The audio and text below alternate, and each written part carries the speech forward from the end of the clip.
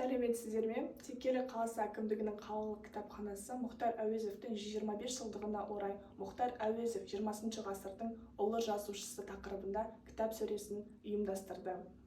Кітап көрмесінің басты мақсаты Мұхтар Әуезовтің өмірі мен шығармашылығына арналған кітаптарды насихаттау болып табылады. Кітап көрмесі 3 бөлімнен тұрады. Қазақ әдебиетінің классигі, Мұхтар Әуезовтің өмірі мен шығармашылық шежіресі, үлкен проза жасаушысы. Мұхтар Омарханұлы Әуезов, қазақтың ұлы жазушысы, Қазақ ғылым академиясының академигі, филология ғылымдарының докторы, профессор, ғұлама ғалым, Қазақ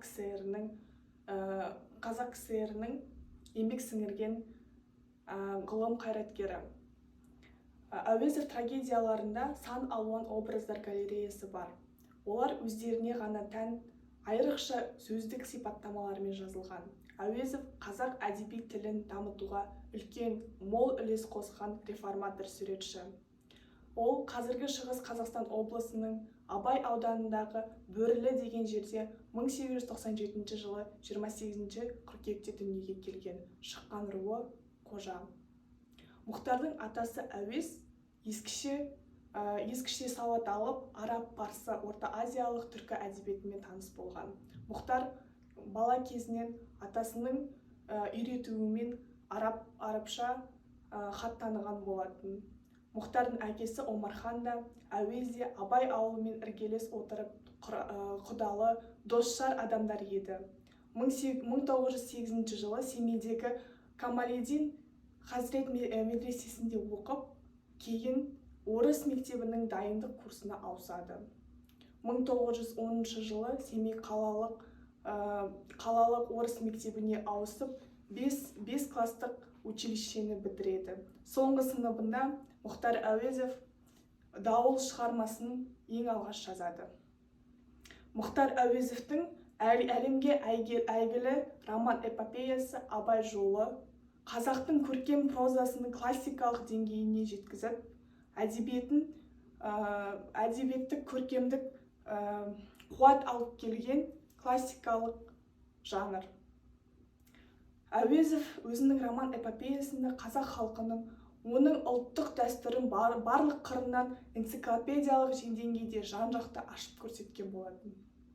Әуезовтің Абай жолы роман-эпопеясы әлемдік деңгейде 20 ғасырдағы шығармашылықтың ең үздік туындысы болып табылады. Және бұл Луи Арагон жоғарғы баға алды. Сондай-ақ бұл роман-эпопея қазақ халқын бүкіл түркі әлемін дүние жүзіне танытқан ұлы шығарма ретінде де танылды. Әуезов алғашқыда 2 кітабын роман-эпопеясы ретінде Абай кітабын шығарды. Бұл 1942-1947 жылы жазылған болатын. Кейін жалғасын тауып 1952-1956 жылы 2 кітапты жазды.